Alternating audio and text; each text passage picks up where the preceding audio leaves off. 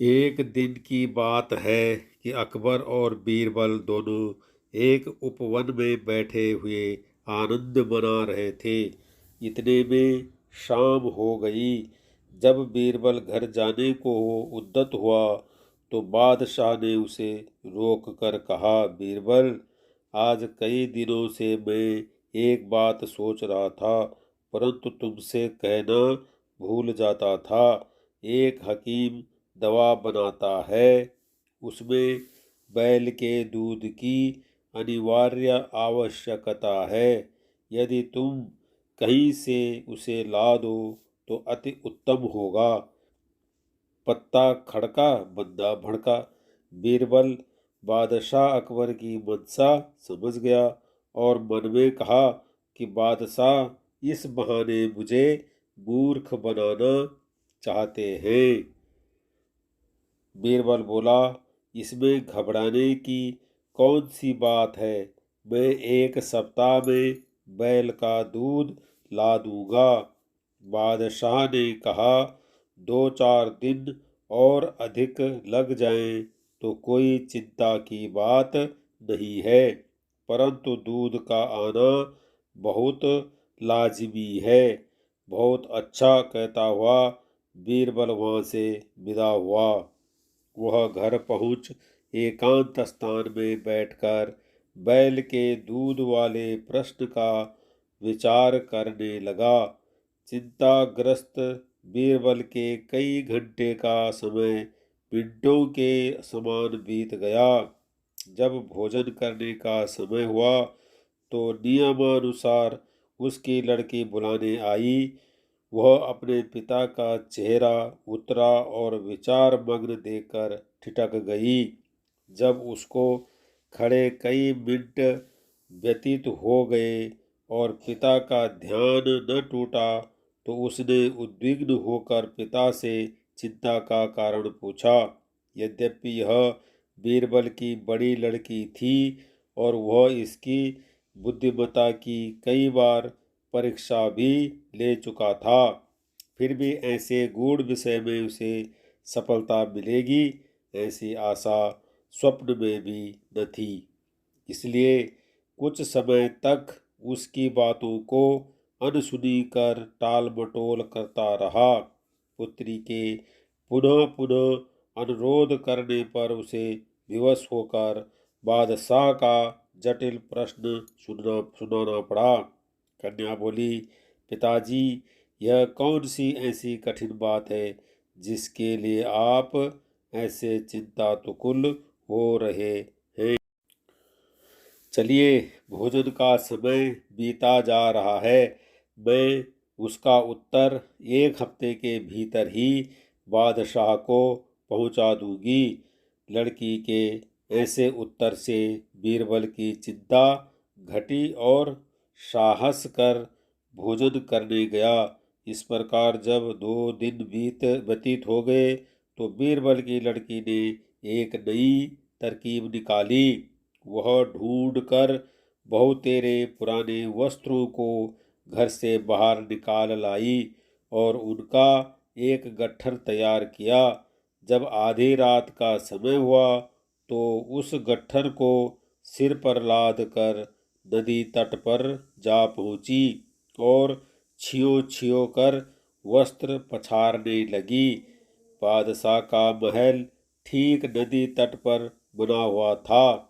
अर्धरात्रि के समय नींद के प्रथम प्रहर में जब कपड़ा धोने की आवाज बादशाह के कान में पड़ी तो उसकी निद्रा भंग हो गई और पहरे वाले संतरी को पुकार कर बोला, देखो, इतनी रात्रि में कौन धोबी कपड़ा छांट रहा है। उसे तुरंत पकड़कर मेरे पास लाओ। पहरे वाला सिपाही हुक्म पाते ही कई अन्य सिपाहियों के साथ वहां पर जा पहुंचा जहां से कपड़े धोने की आवाज आ रही थी।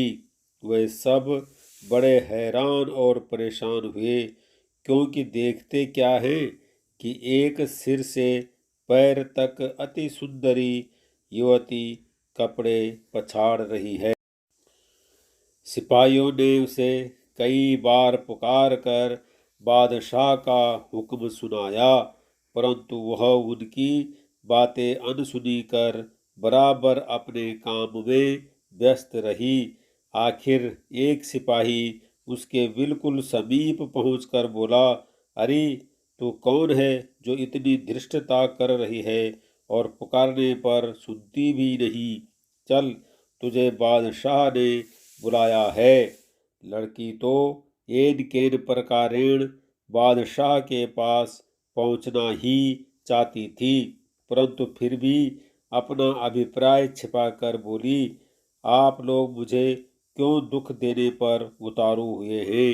लो, मैं अपने घर चली जाती हूँ।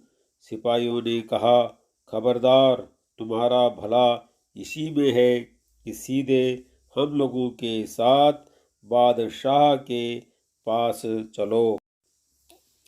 लड़की कपड़ों को जहां का तहां छोड़कर उनके पीछे हो ली और जब बादशाह के सन्निकट पहुंची तो बड़े अदब से झुककर सलाम किया और डरी सी होकर एक किनारे खड़ी हो बादशाह के हुक्म की प्रतीक्षा करने लगी। अकबर क्रोध से आग बबूला हो रहा था।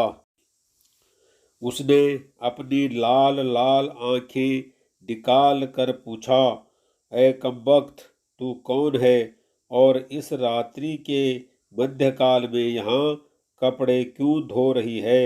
लड़की ने देखा कि बादशाह क्रोध से तमतमा गया है, इसलिए कांपती हुई गिड़गिड़ाकर लड़खड़ाती जुबान से बोली, श्रीमान, श्रीमान, मैं तो बादशाह को उसे घबराई हुई देखकर दया आ गई और उसे सांत्वना देते हुए बोला, तू इतना घबराती क्यों है?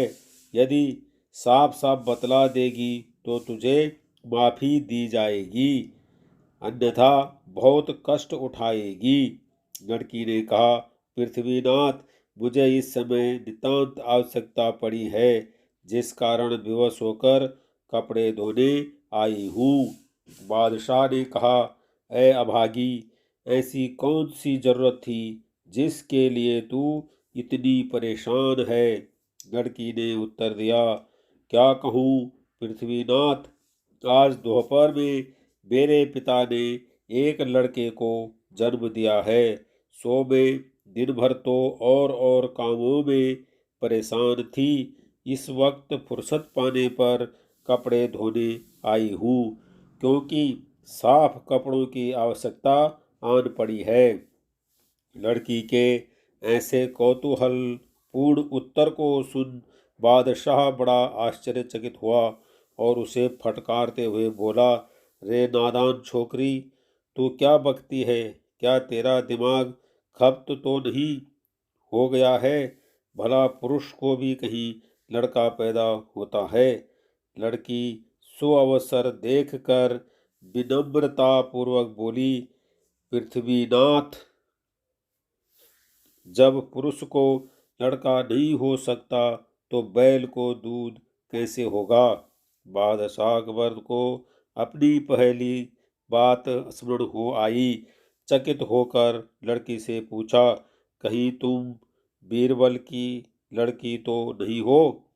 लड़की ने उत्तर दिया, जी हाँ पृथ्वीनाथ, आपका अनुमान बिल्कुल ठीक।